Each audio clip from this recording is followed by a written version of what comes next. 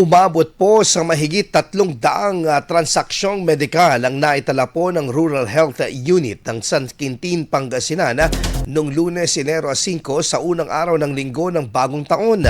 Kabilang sa mga serbisyong naibigay ang konsultasyon sa mga pasyente at medical laboratory services, prenatal at postnatal check-up, TB-DOST program, expanded program in immunization at mental health program.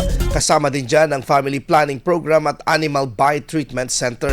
Nagproseso rin ng mga RHU employees ng health at sanitary permits at tumugon sa pangangailangan ng ambulance transport.